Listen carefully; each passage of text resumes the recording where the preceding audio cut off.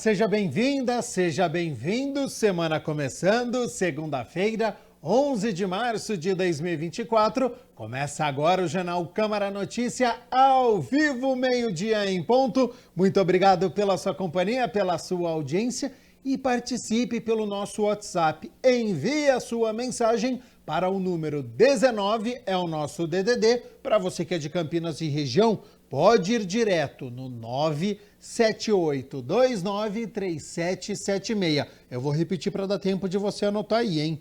978293776, ou você tem a opção de enviar uma mensagem através do nosso QR Code. Está com o seu celular aí perto? Pegue o celular, abra a câmera como se fosse tirar uma foto e você vai apontar a câmera do seu celular aqui, ó, para este QR Code, porque aí já vai aparecer uma mensagem na tela do seu celular, o WhatsApp da TV Câmara Campinas. Você aperta e aí você pode mandar o seu elogio, uma crítica construtiva, como que você foi de fim de semana. Manda pra gente que a gente conversa ao vivo. Confira a partir de agora os destaques de hoje. Vereadora Guida Calisto realiza seminário Educação Antirracista no plenário da Câmara Municipal. Vereador Cecílio Santos faz moção de apelo ao governador de São Paulo para que contrate professores intérprete de Libras nas escolas estaduais de Campinas. Conheça a história do influencer campineiro Lucas Estevam, que se livrou da alta miopia com implante de lente. E no esporte, no Brinco de Ouro, nada de rebaixamento, o Guarani vence Bragantino e segue na primeira divisão do futebol paulista em 2025. Em Santo André, Ponte Preta perde para os donos da casa, mas consegue classificação às quartas de final. Então já a gente balança as redes e conta para você como é que ficou o Campeonato Paulista, a situação do Guarani, a situação da Ponte Preta, que segue na competição. Mas olha só, a gente abre a edição de hoje com as notícias da metrópole e contando essa história, viu, do influencer campineiro Lucas Estevam, que se livrou então da alta miopia com um implante de lente. Acompanhe. Famoso nas redes sociais por viajar o mundo todo e conhecer mais de 80 países, o influencer Lucas Estevam, por mais de 20 anos, precisou usar óculos e lentes de contato devido aos seus 12 graus de miopia. E há 15 dias, a vida do Estevam ganhou um novo olhar, graças ao implante de uma lente intraocular para corrigir a alta miopia. Eu sempre quis muito operar, mas antes de fazer a cirurgia eu usava muito lente, usava muito óculos. Eu era bem habituado até com a lente de contato, mas como eu viajo muito, para mim era difícil essa coisa de sempre me preocupar em levar o kit da lente, né? Levava fórmula para limpar lente, várias lentes, mesmo descartáveis, óculos também. Então tinha toda essa preocupação. E até tomar essa decisão, assim, eu vou falar que foi bem um grande divisor de águas na minha vida. Era um super sonho que eu tinha, assim, acho que desde que eu soube que eu poderia operar, né, que existia a cirurgia aí, que eu já tinha uns 18, 20 anos, eu já tentava me candidatar para a cirurgia. Só que como eu sou um alto míope, não é tão simples fazer uma cirurgia a laser como a maioria das pessoas que tem uma miopia mais baixa ou mediana. Então eu sabia que eu precisaria de uma técnica mais avançada. Então eu comecei a pesquisar bastante. Eu conversei aí, fiquei uns 4 anos estudando bastante, conversando com vários médicos, cheguei a conversar com uns 8 médicos diferentes, até tomar a decisão de operar com o meu médico e fazer uma técnica diferenciada, que seria colocar uma lente intraocular, uma lente dentro do olho, sem usar o laser, exatamente para ser mais seguro para mim. Quem fez toda a operação cirúrgica foi o oftalmologista Leôncio Queiroz Neto e também presidente do Instituto Penido Burnier, daqui de Campinas, referência no tratamento dos olhos. A indicação da cirurgia com uma lente fásica, que foi a cirurgia praticada nesse nosso paciente, é quando você tem uma córnea fina, onde você não permite você usar o excimer laser, seja pela técnica do LASIK ou pela técnica do PRK, então você vai implantar uma lente, que é como se você estivesse implantando uma lente de contato dentro do olho. Você não retira o cristalino, que você pode deixar esse olho mais débil. Então você implanta essa lente entre a íris, o colorido do olho, e o cristalino. É uma lente pseudofáscica de um material que chama-se Collamer, que tem uma grande biocompatibilidade com os tecidos oculares. É um grande avanço da oftalmologia, porque permite aos pacientes que tenham 8, 9 graus, nós podemos corrigir de 6, 7 graus de miopia até 23, 22 graus de miopia, que são geralmente casos que o laser não poderia realizar a correção cirúrgica. Dr. Leôncio explica os benefícios do implante. O automíope, o óculos, ele limita a visão lateral de um paciente. Ele tem o desconforto de uma pessoa com 12 graus de miopia. Você imagine o quanto é restritiva as suas atividades pela falta de visão. É uma pessoa que vai ter a sua visão restaurada, tendo uma boa acuidade visual, uma retina perfeita.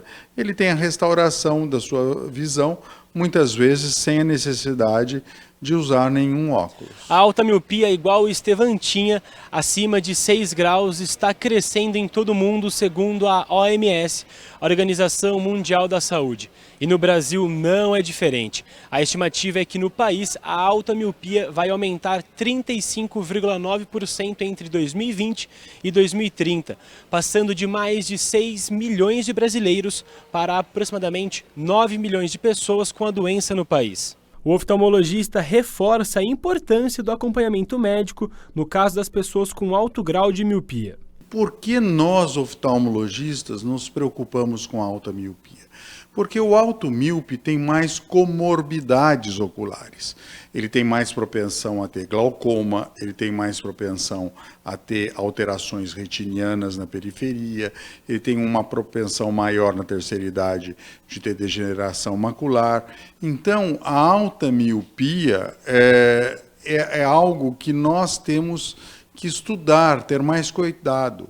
Por isso que hoje nós estamos pensando e já temos alguns tratamentos eficazes de controle da miopia. O automíope ele tem que estar frequente no oftalmologista, trocar de óculos, fazer check-up retiniano, fazer check-up da tensão, da pressão intraocular.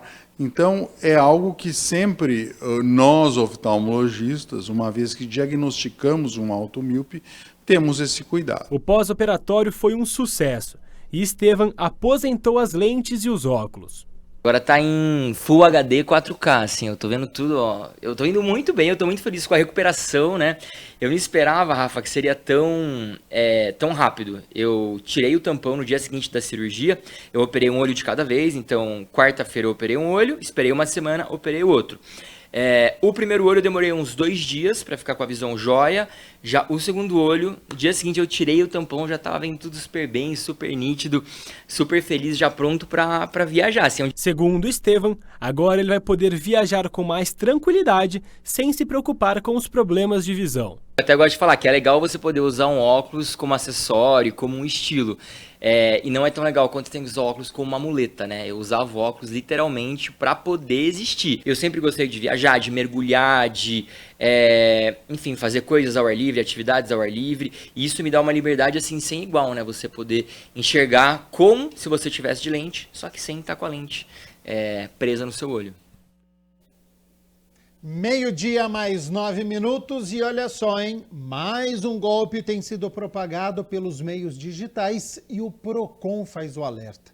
Desta vez, os golpistas estão utilizando o próprio nome da entidade para ter alguma credibilidade junto às vítimas. O Procon Campinas alerta para notícia falsa envolvendo o nome da entidade. Imagens e serviços circulam nas redes sociais com a informação de que o Procon obriga empresas a devolverem parte dos valores gastos com compras, o chamado cashback para os clientes. O Procon ele tem observado, até pelos relatos de consumidores que acionaram o nosso serviço 151, de um vídeo que circula com uma informação enganosa. E essa notícia, esse suposto vídeo, ele utiliza a imagem de um jornalista conhecido para dar credibilidade na informação. Porém, é uma informação enganosa. A notícia fala sobre o cashback, que na verdade realmente existe essa oferta por parte de alguns fornecedores. Porém, a informação fala que o PROCON teria obrigado todas as empresas a devolverem parte dos valores gastos nos cartões de crédito. Então essa informação ela é enganosa. Já dizia o ditado, não existe cafezinho de graça. Se a promoção for muito suspeita, com preços impraticáveis ou promessas muito difíceis de acreditar, consulte os órgãos de proteção ao consumidor, como consumidor.gov.br e o PROCON. A nossa recomendação é que o consumidor sempre analise a procedência da informação. O ideal é verificar o site oficial do veículo de comunicação ou acessar o site do PROCON, porque ali terá todas as informações para que ele não caia em nenhum golpe. A internet facilitou e muito a vida dos golpistas. O PROCON tem percebido esse aumento de golpes com a internet. O PROCON sempre recomenda que o consumidor tenha um cuidado maior na hora de navegar, principalmente nas redes sociais. Constantemente eu recebo e-mails, né, dizendo que eu fiz compras em tais lugares, né, pedindo para clicar, né, no link, né, na qual eu recebi o e-mail. Constantemente eu recebo e-mails, SMS, né, que eu sei que é golpe. Meu procedimento atualmente é apenas ignorar, né, que eu já sei que é um possível golpe, então eu acabo ignorando esses e-mails ou SMS que eu recebo no celular. Os golpes mais comuns são: nós já observamos o golpe do cashback, também já identificamos o golpe do chocolate, o golpe da maquininha de cartão com o visor adulterado. Por isso, sempre que o consumidor for contratar, seja numa loja física ou seja pela internet, ele precisa fazer toda essa conferência, verificar a forma de pagamento, o valor que foi digitado, o CNPJ da empresa e, se possível, consultar o PROCON para verificar se aquela empresa tem ou não alguma reclamação. No WhatsApp, é comum a oferta de cartões. Só mensagem falando que tem cartão de crédito liberado no meu nome, só que daí eu nem abro, não abro o link, procuro não aceitar, não. Os e-mails também são canais que precisam de atenção. Eu já recebi sim, e eu recebo sempre mensagens assim no celular falando sobre cartões de banco que eu nem tenho. E umas contas também que falam assim que é da Claro ou Vivo, só que a gente sabe que não é. Porque eu já paguei, já fui até o local e várias vezes aconteceu isso. E até ligação mesmo tem falando sobre a linha do celular para passar o documento. Então assim, eu não confio em nada, acabo não passando porque a gente sabe, né, que se passar o documento... Infelizmente, pode acontecer principalmente com quem não tem tanta familiaridade com o mundo digital. E, mesmo tomando todos os cuidados, os golpes podem acontecer. Então, vale a dica do Luiz. Comigo aconteceu que pagaram um valor de R$ 39.998 como se fosse uma mensalidade da 1.000. Eu tive que acionar judicialmente para restituir o valor. Confira sempre o seu extrato, não deixa passar nada, cartão de crédito, faça a mesma coisa, né? E o que você não conhece, tanto no e-mail como no celular, que você recebe mensagem, não abre, descarta. Para quem já caiu em algum golpe... Caso o consumidor tenha sofrido algum golpe, a nossa orientação é que ele procure a delegacia de polícia, faça um boletim de ocorrência. Caso ele tenha efetuado algum pagamento, seja por boleto bancário ou por Pix, a recomendação então é que ele formalize essa reclamação. O consumidor precisa comunicar à instituição bancária que houve ali uma fraude. Se foi um Pix, ele pode tanto reclamar para a empresa, para o banco que saiu o recurso e também para o banco destinatário daquela transação. A cidade de Campinas agora tem mais 2 ferramentas contra a violência à mulher. O botão SOS Gama e o programa Proteja Servidora. As mulheres que vivem em Campinas agora contam com mais uma ferramenta. É o botão SOS Gama. Lançado na última sexta-feira, a iniciativa é voltada às mulheres que são acompanhadas pelo programa Guarda Amigo da Mulher e que possuem medida protetiva. O presidente da Câmara, vereador Luiz Rossini, o vereador Carlinhos Camelô e representantes da Segurança Pública participaram da solenidade. O lançamento do botão SOS Gama aconteceu no Dia Internacional da Mulher. A Câmara de Campinas foi representada pela vereadora Débora Palermo. Esse decreto, esse botão, vão fazer a diferença, com certeza, na vida de muitas mulheres, principalmente dessas que sofrem violência de gênero. Nós sabemos a dificuldade que é, a situação de fragilidade que essas mulheres se encontram quando são vítimas de violência. A sociedade costuma dizer que é sem vergonha, a mulher que apanha é sem vergonha. Não é. Nós precisamos parar com esse discurso, porque as mulheres elas ficam numa situação tão frágeis que elas mal conseguem sozinhas sair dessa situação. Elas precisam do apoio de outras pessoas para que elas possam procurar ajuda, porque a mulher ela tem um olhar diferente, né? E a sociedade precisa disso. E o recado para a sociedade é na criação dos filhos. A questão do feminicídio vai melhorar quando nós começarmos a educar nossos filhos, os meninos principalmente, que a mulher não é produto, não é propriedade de ninguém. Por meio de um aplicativo de celular, a mulher poderá acionar a Guarda Municipal de Campinas rapidamente em caso de aproximação do agressor. Esse botão, ela baixa no aplicativo, faz o cadastro, pede ajuda, ele é georreferenciado. Nós temos essa tela onde aparece...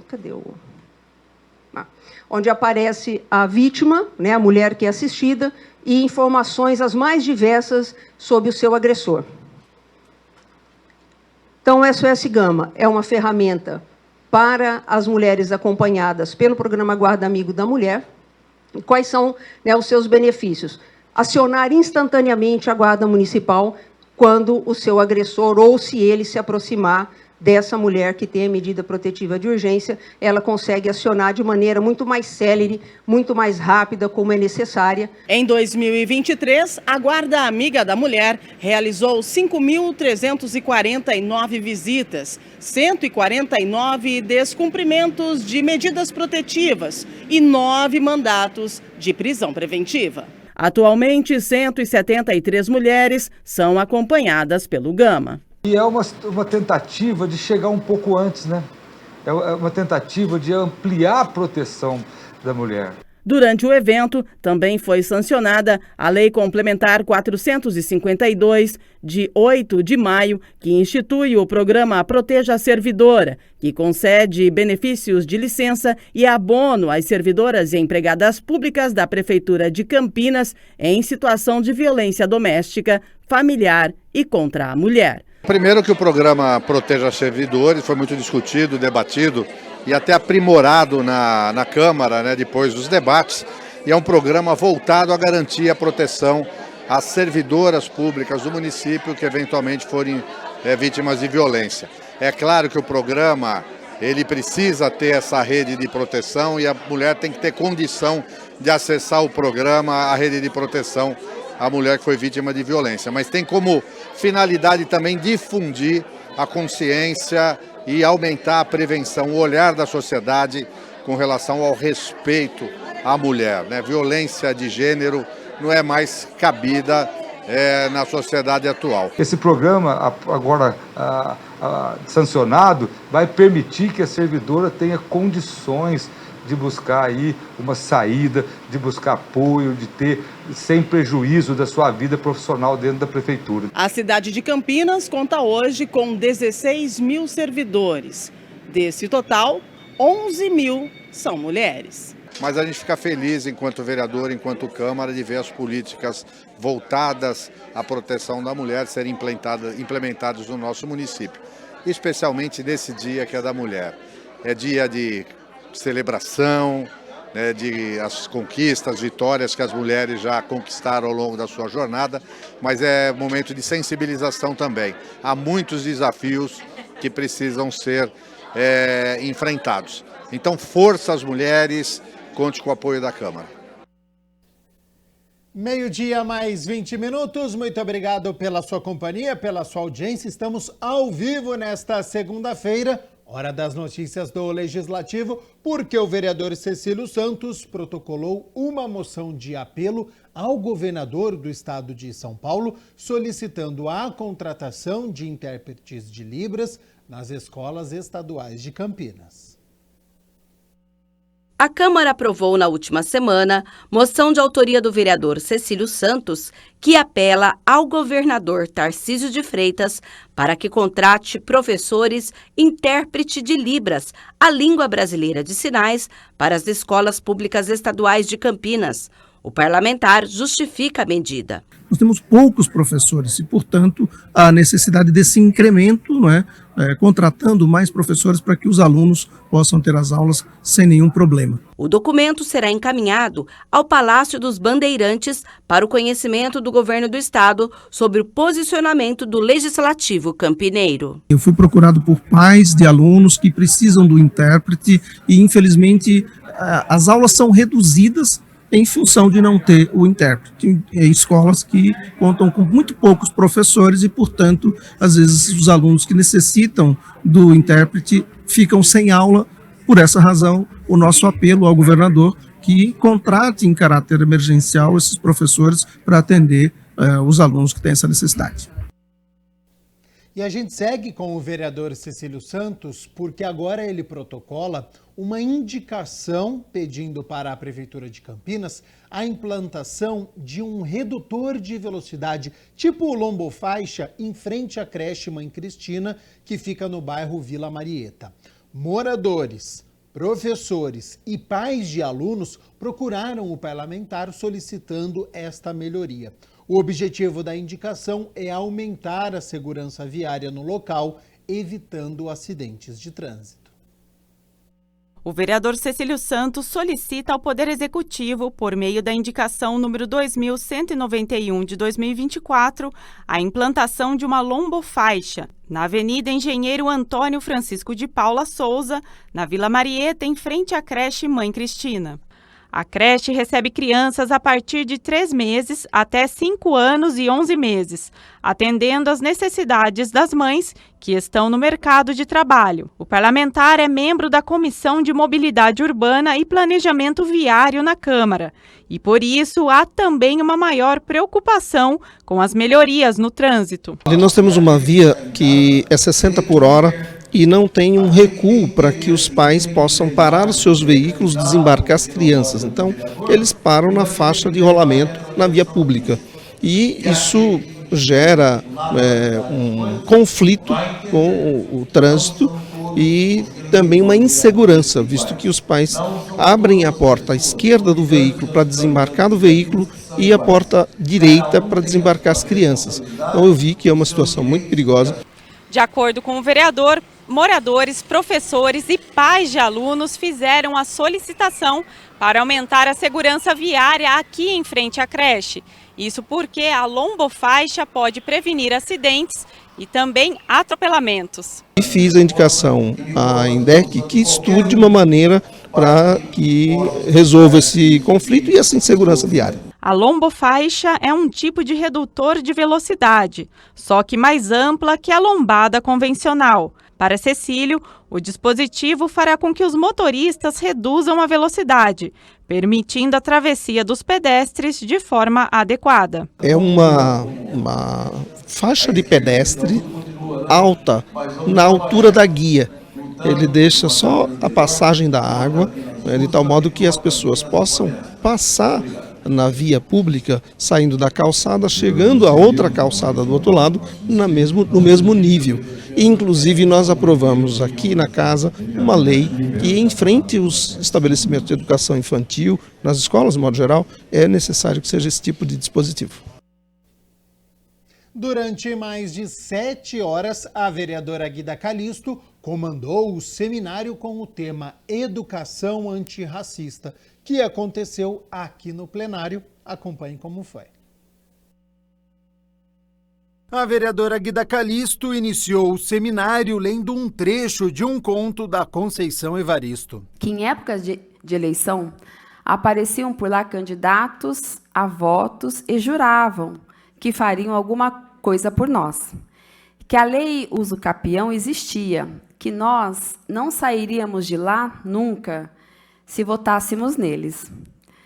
E tome panfletos, e tome tratos e tome faixas. A cultura foi representada no seminário com uma apresentação da cantora Marília Correia. Trabalho o dia inteiro, todo dia, não vê a cor do dinheiro, que absurdo, que agonia.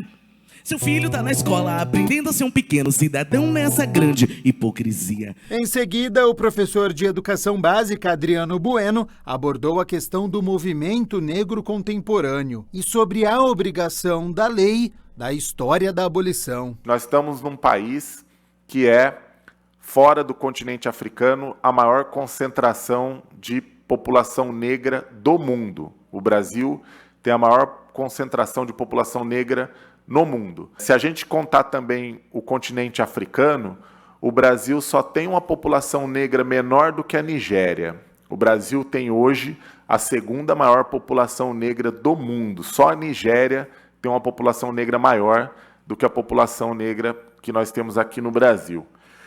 Então, com tudo isso, é muito trágico que a gente precise de uma lei que nos obrigue a contar essa história nas escolas, né? À tarde, o seminário continuou com a palestra da professora Daniela Caetano, que pede uma ruptura com o modelo acadêmico comum. Se a gente retoma ali ao iluminismo ou ao processo de modernidade, a gente vai entender que houve o quê?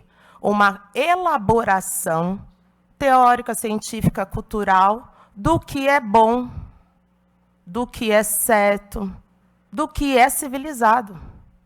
E a gente deixa de conhecer outras formas de existir no mundo. A gente deixa de olhar para os diferentes povos africanos e suas culturas, povos asiáticos, os povos originários. E a gente assume como sendo bom e belo o que foi construído por um determinado povo. Elisandra Camilo, que também é educadora da Rede Municipal de Ensino, abordou o empoderamento de professores e alunos. Descolonizado nós já fomos,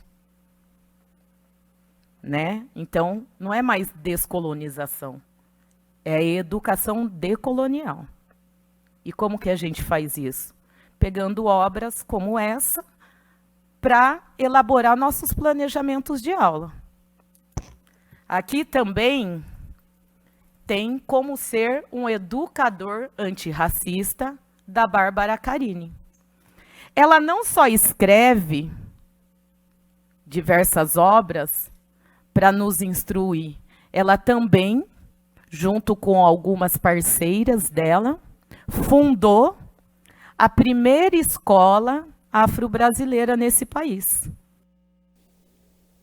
O vereador Paulo Búfalo solicitou à Prefeitura de Campinas, por meio de uma indicação, a instalação de ciclofaixa na extensão do canteiro central entre as ruas Hélio Pinto Ferreira e Maria Zalina Rolim, no bairro residencial Porto Seguro. O objetivo é atender uma demanda da comunidade local, trazendo mais segurança para ciclistas e pedestres, além de incentivar o uso da bicicleta como meio de transporte sustentável. Por meio da indicação número 1836 de 2024, o vereador Paulo Búfalo reivindica ao Poder Executivo a instalação de uma ciclofaixa no Parque Residencial Porto Seguro, na extensão do canteiro central, entre as ruas Hélio Pinto Ferreira e Maria Zalina Rolim, na região do distrito do Ouro Verde. A comunidade tem uma preocupação que as vias do bairro, elas têm sido muito utilizadas, alternativas ali de trânsito para os bairros da região, entre um bairro e outro. E algumas vias, elas têm uma largura maior do que o necessário para isso. Então eles entendem também que até para ativar o comércio naquela região, para que as pessoas possam se deslocar de um local para o outro, usando a bicicleta. De acordo com o vereador, a obra é necessária aqui porque o local é utilizado como área de lazer para a comunidade. Só no ano passado, a Prefeitura entregou 4 novas rotas cicloviárias para a cidade. Os investimentos somaram mais de R$ 2 milhões. Além de servir para esse deslocamento que tem sido muito discutido naquela região, também serviria ao lazer dessas crianças de forma protegida, né? Então a ideia é de que a vinda das ciclovias seja acompanhada também de equipamentos ali para reduzir a circulação dos veículos ou fazer com que eles andem mais lentamente e priorize esse modal que é a bicicleta. As ciclofaixas são pistas localizadas junto à via dos demais veículos, normalmente identificadas a partir de pintura no chão. O vereador ainda destacou outros benefícios da implantação da ciclofaixa. Mas também para circulação de trabalho, de ir para a escola, visitar um familiar, né? Portanto, ocupando esses equipamentos a semana toda, eles avaliam que seria importante que o bairro contasse também com ciclovias, né? A indicação é uma ferramenta legal, por meio da qual os vereadores encaminham para a prefeitura as demandas para atender às necessidades dos bairros de Campinas. Ao levar a ciclovia, espera-se um olhar mais panorâmico desse problema do trânsito, da mobilidade. E a bicicleta, sem sombra de dúvida, é um modal assim importante para o meio ambiente, para a saúde, para o bolso da população, né? Então nós queremos estimular cada vez mais isso. Quando a comunidade trouxe, nós logo acolhemos, né? E fizemos a indicação, queremos agora discutir com o executivo a realização dessas obras lá no bairro.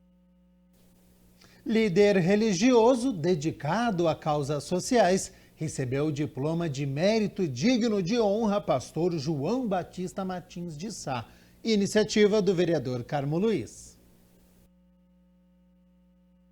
A Câmara Municipal de Campinas entregou o diploma de mérito digno de honra pastor João Batista Martins de Sá ao reverendo Eduardo Aparecido Casonato Pérez, uma iniciativa do vereador Carmo Luiz. Nessa noite nós escolhemos homenagear um homem de Deus, um homem que na sua vida, a disposição da sua vida é no sentido de semear a palavra, de resgatar o ser humano, de pregar o evangelho, de mostrar o caminho da salvação e da paz.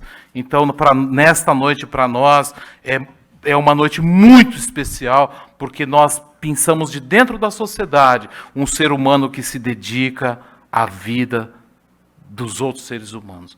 Uma apresentação musical foi realizada no plenário. És fiel em todo o tempo. Em todo o tempo tu és tão bom. A honraria é concedida a pessoas que se destacam servindo ao próximo nos campos da educação, reabilitação e acolhimento de dependentes químicos e alcoólicos, filantropia e promoção social. Na ocasião, a secretária adjunta de Assistência Social do município, Clébia Alves, representou o executivo. O homenageado é pastor na Igreja do Nazareno desde 2009 e desde 2017 é reverendo na denominação. Atualmente é pastor sênior da Igreja do Nazareno da Vila Castelo Branco. É muito bom ser honrado, é muito bom, embora o homem não deve buscar isso o tempo todo, o homem, a gente tem que trabalhar e nós somos chamados para isso. O exercício, a função é essa, propagar o evangelho, cumprir a vontade de Cristo. Esse é o chamado que nós temos, mas não dá para negar o quanto é bom ser honrado. Esse momento é muito especial, as pessoas que chegaram aqui numa terça-feira e formou um temporal, né, tudo para não vir, né, gente? Mas glória a Deus por isso, eu glorifico o nome de Deus sempre. Em todos os passos que eu dou na minha vida, eu entendo que tem Deus. Hoje é segunda-feira, portanto é dia de reunião ordinária, a 10ª deste ano. E a partir das 6 horas da tarde, os vereadores vão se reunir para discutir e votar 13 projetos. Entre eles está em análise inicial o projeto de lei de autoria do vereador Nelson Osseri, que cria o selo Amiga das Pessoas com Transtorno do Espectro Autista. O selo deverá ser concedido a pessoas jurídicas de direito público ou privado, como estabelecimentos comerciais ou de ensino, entidades assistenciais, hospitais que promovam ações relativas à defesa, saúde e melhoria da qualidade de vida de pessoas com o TEA. Para você ficar muito bem informado, conferir todos os projetos que serão discutidos e votados, a pauta completa é só acessar o site do Legislativo aqui da Câmara de Campinas. O site é o campinas.sp.leg.br.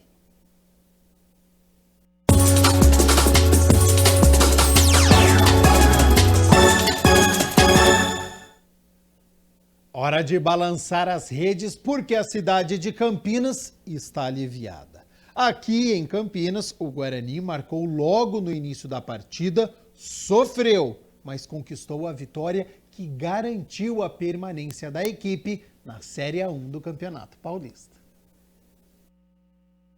Logo aos 8 minutos, o goleiro Vladimir jogou lá pra frente.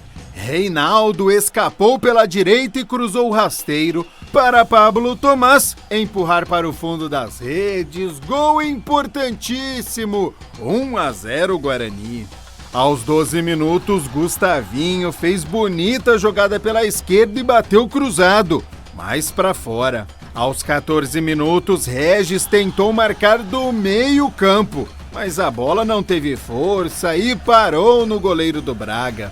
Aos 17 minutos, o Bragantino chegou de novo, Vitinho arriscou de muito longe. A bola acertou a rede, mas pelo lado de fora.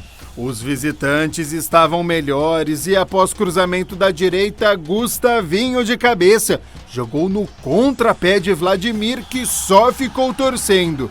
E deu certo, foi pra fora. Aos 37 minutos, o zagueiro Léo Santos, efeito surpresa, dentro da área, chutou cruzado e por pouco não amplia. Aos 42 minutos, a melhor oportunidade do jogo, o meia Regis invadiu a área, driblou o goleiro e chutou pra fora. Gol feito e perdido pelo camisa 78.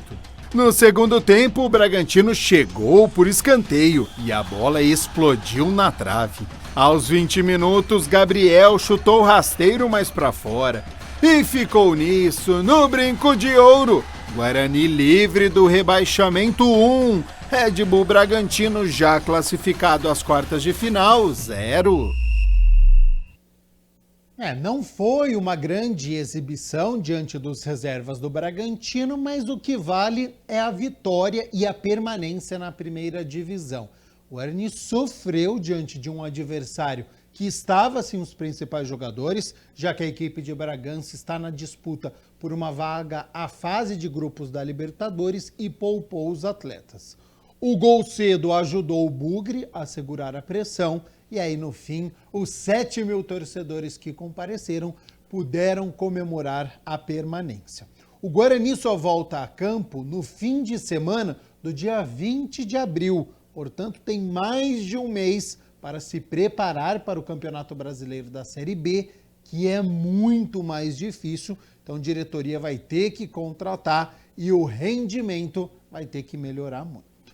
Bom, a gente segue falando aqui de Campeonato Paulista, porque a Ponte Preta precisava só de um empate diante do Santo André fora de casa para conquistar a vaga às quartas de final. Só que a Macaca jogou mal e perdeu a partida.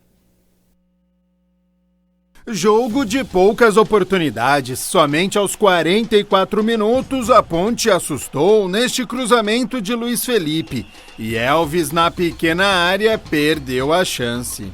No início do segundo tempo, Dudu saiu do banco de reservas e chutou por cima. Até que aos 25 minutos, após cobrança de escanteio, Alexiel na segunda trave nem precisou pular, sem marcação, mandou de cabeça para o fundo das redes. 1-0 Santo André. De falta, a Ponte respondeu com Elvis, que mandou por cima. Até que aos 34 minutos, o atacante Gabriel Novaes deu um tapa no rosto de Marciel e foi expulso. O meio-campista do Santo André, na confusão, também acabou recebendo o cartão vermelho. O Ramalhão, nos acréscimos, quase ampliou. Mas ficou nisso. No Bruno José Daniel, Santo André é rebaixado à Série A2 1. Ponte Preta, classificada às quartas de final, 0. Foi o famoso mais sorte que juízo, né? Porque a Ponte apresentou uma das piores partidas neste Campeonato Paulista. O Santo André, que não tinha nenhuma vitória, saiu com os 3 pontos, que não foram suficientes para a equipe se manter na primeira divisão. A Ponte se mostrou desinteressada, né? Sem um poderio ofensivo, mas deu sorte, porque o Água Santa não venceu o Corinthians e, portanto, a Ponte terminou com a segunda colocação do Grupo B.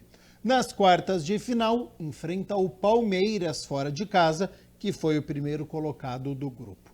A Federação Paulista ainda vai determinar os dias e horários das 4 partidas das quartas de final. A gente atualiza ao longo desta semana, então, quando será este confronto entre Ponte Preta e Palmeiras.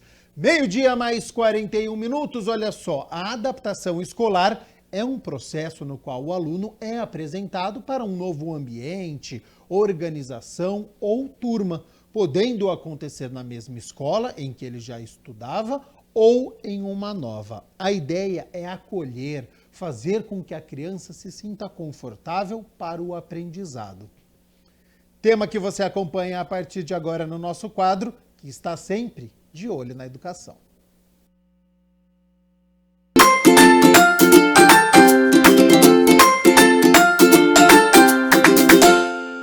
Bom, é o quadro de olho na educação e olha só, pessoal, que assunto importante, porque muita gente tem dúvida, principalmente nesse período de volta às aulas e tudo mais, como será que deve ser feita a adaptação das crianças nas escolas, né?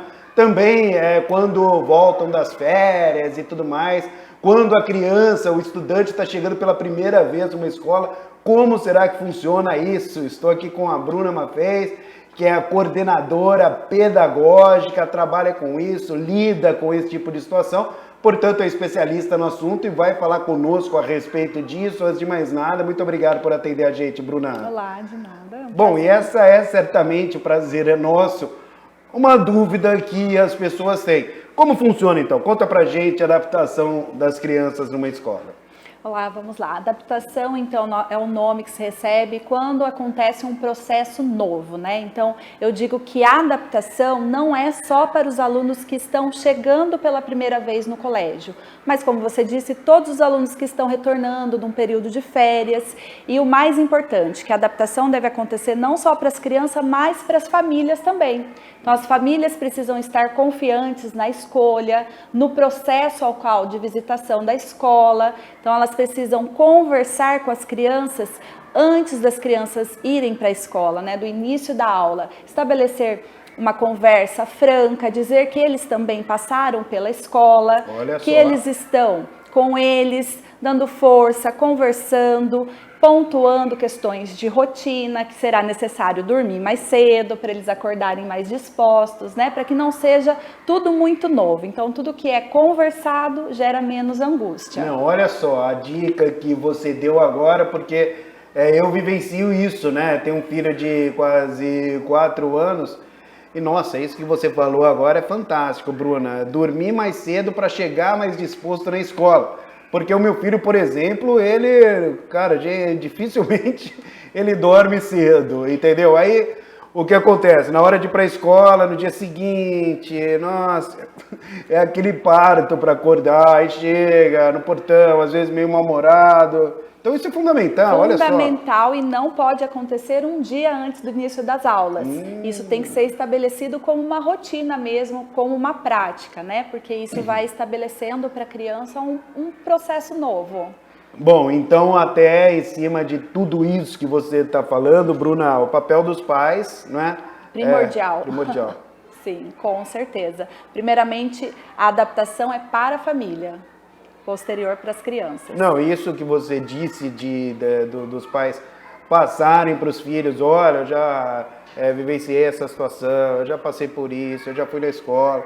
Tudo isso é importante Muito também. importante essa conversa, né? Porque eles sentem a confiança das famílias, de que as famílias confiam no local que as crianças estão e que eles passaram por esse processo. Então, se eles conseguiram, né? Se eles foram para a escola, as crianças também vão passar por esse momento de uma maneira mais leve. Como funciona? Depende da idade? Como é que é? Conta pra gente. Depende da idade, em que sentido? A criança mais nova geralmente está vindo pela primeira vez para a escola, é a primeira sociedade, né, fora do núcleo familiar, então para eles torna-se um pouco mais desafiante. Então, até eles estabelecerem um vínculo de confiança com a professora, né, se relacionarem com os amigos, tornar um ambiente mais propício de confiança, de deixar de ser tão novo. Então, isso gera um pouco de conflito, gera um pouco de ansiedade, é um misto de emoções, muitas vezes que vai de euforia até mesmo medo e insegurança. Então, nós precisamos ter paciência, principalmente com os pequenos, acolher de uma maneira confortável, trazer muita questão da parte lúdica, tornar um ambiente para eles favorável nessa questão, principalmente os mais novos.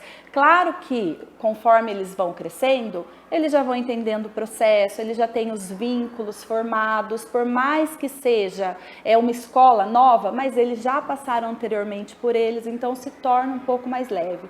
Isso não quer deixar que o professor não deve deixar de ter um olhar atento, né? Muitas vezes, assim, um aluno mais retraído, mais tímido, então o professor em toda fase, não só para os pequenos, mas para toda a fase escolar, um olhar atento. Bom, e é o que nós estávamos conversando, porque cada criança é de um jeito, Sim. Cada criança tem um temperamento diferente, umas são mais calmas, outras não, Sim. Né, Bruna?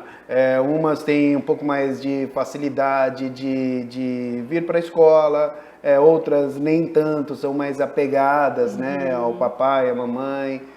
E aí, como lidar com esse tipo de situação? Cada caso realmente é um caso? Com certeza, cada caso é um caso, aí entra novamente o olhar atento, saber que cada um tem a sua particularidade, a sua necessidade, então nós precisamos zelar muito para essa questão socioemocional. Então tem uns alunos que vai ser um processo mais tranquilo, mais rápido, outros nem tanto, então eu gosto muito de falar para os papais, para as mamães, não ficar com aquela sensação do portão, porque muitas vezes ali, principalmente aqueles, como você disse, né, tem uns que são mais apegados, ali eles choram, ali eles ficam tensos, então muitas vezes a gente precisa acolher de uma forma mais afetiva, dar mais atenção. Então eu gosto muito assim de fotografar, fazer um videozinho para mandar para a família, para que torne mesmo para a família um processo mais leve, mais calmo, né, que gere o menos de angústia possível. Bom, como a gente estava falando, cada caso é um caso. Já aconteceu, por exemplo, ou acontece isso, de repente não deu certo a adaptação. Isso acontece? Pode acontecer, pode sim acontecer. Aqui nós temos um tempo reduzido, uma carga horária reduzida de 3 dias, para que aconteça de uma forma natural, gradativa. Então, aos poucos as crianças vão se acostumando, mas muitas vezes não fica nesses 3 dias. Alguns alunos têm sim a necessidade de ligar mais vezes na semana. Às vezes pode ser uma adaptação estendida, então o que seria para durar 3 dias de adaptação, uma carga horária reduzida, isso às vezes pode sim protelar. Às vezes tem também a questão, a criança não se adaptou àquela metodologia, àquela escola, tem-se a necessidade às vezes de trocar, mas isso é muito raro. A gente precisa ir sentindo e acolhendo mesmo cada um na sua individualidade. Isso é muito importante mesmo, né, Bruna? A individualidade, porque são situações diferentes, né? Tem muito a ver com a idade, com a maturidade e, evidentemente, com o jeito de cada um. Por exemplo, eu toquei no assunto no início da nossa participação aqui, a volta das férias, né? Quando as crianças estão de férias e quando voltam é mais ou menos a mesma situação de uma adaptação de um aluno que nunca veio na escola, por exemplo.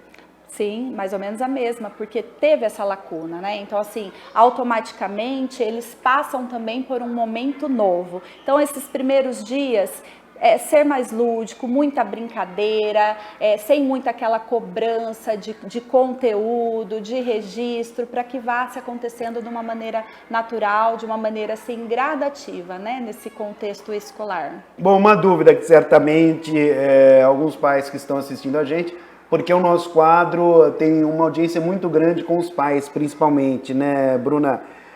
Por exemplo, é possível os pais irem até as escolas nesse período de adaptação ou isso não existe e é aconselhável que não venham? Isso é conversado, né? Cada escola tem o seu procedimento. Mas não é o ideal. Não é o ideal chegar na sala da criança. Entendi. Né? Assim, mas às vezes não, e essa é uma dúvida mesmo. Sim, não, por que não é legal? A criança precisa entender que ali o cordão é cortado e Exatamente. que ali é o espaço dela, boa, o espaço com a professora, com a sua turma, só dela. Sem a presença do papai, sem a presença da mamãe. E isso vai facilitar, até porque se alguma criança perfeito. vai com a família, as outras estão vendo, então não é legal. Daí às vezes resolve o problema de uma e arruma o problema da outra que tá numa boa, né? Já tá estabilizada e tudo mais. Por que o papai do fulano tá aqui e o meu não tá, né? Isso, o ideal é que seja cortado mesmo no portão, mas claro que, novamente eu digo, os pais precisam estar confortáveis e seguros. Então, assim, pode sim passar um tempinho a mais na escola, pedir para que a coordenadora ou a professora venha, converse um pouquinho para dizer como é que está o contexto em sala de aula, mas não o papai e a mamãe em sala. Bom, o papai e a mamãe certamente podem conhecer as escolas fazendo visitas antes, não é? Isso é legal. Isso deve ocorrer, né? Eles precisam saber qual é o ambiente que os filhos estão. Isso é muito importante, conhecer. E é legal também levar a criança para conhecer antes, né, na visita, é muito importante, para quando a criança chegar não ser novo, né, totalmente novo. Boa, boa, porque daí eu acho que até em cima disso que a Bruna tá falando, né, a criança fala, puxa vida, eu já sei como que é a escola, eu sei que aqui fica quadra de futebol, aqui fica lanchonete, vou frequentar bastante a biblioteca e tudo mais, né. Bom, isso aí, Bruna. Quais são suas considerações finais aí? O que você pode falar para a galera que está em casa, né? Acompanhando a gente, assistindo ao quadro De Olho na Educação. E é importante, foi muito legal os seus esclarecimentos, né? Deu dicas importantes aí para a galera que está em casa, principalmente os pais. O que você pode falar para a gente encerrar esse bate-papo importante, não é? Fundamental aí na área da educação? Muito importante, o período de adaptação é extremamente importante, necessário.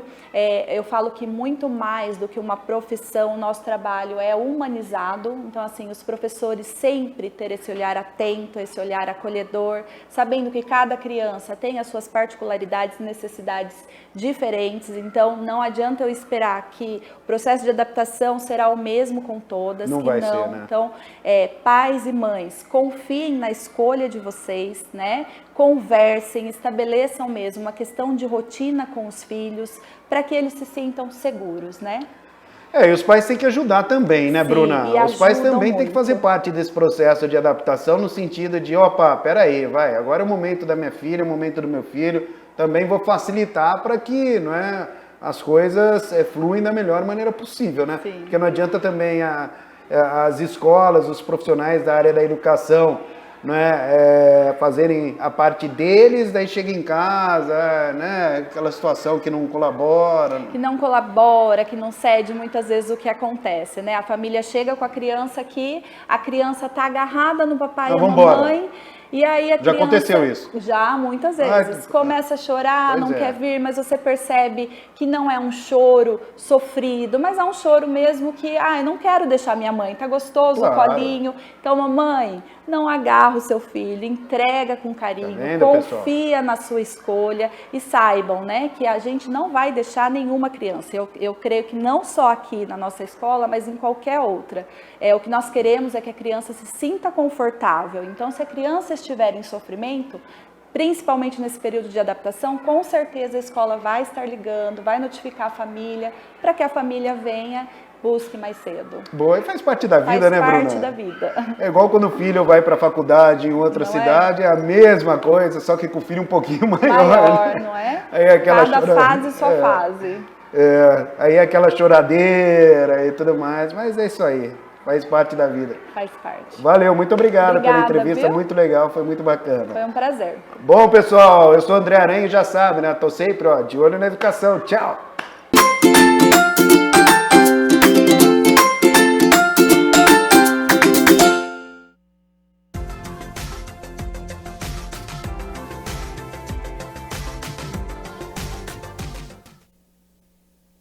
Depois de um fim de semana em que choveu no sábado e no domingo, a semana começa com sol, céu azul, pouca nebulosidade e sem previsão de chuva aqui para a cidade de Campinas. E uma onda de calor se aproxima da cidade e região e com isso se preparem, viu? Porque os termômetros vão subir nesta semana. Para amanhã, terça-feira, segue essa tendência de sol durante todo o dia.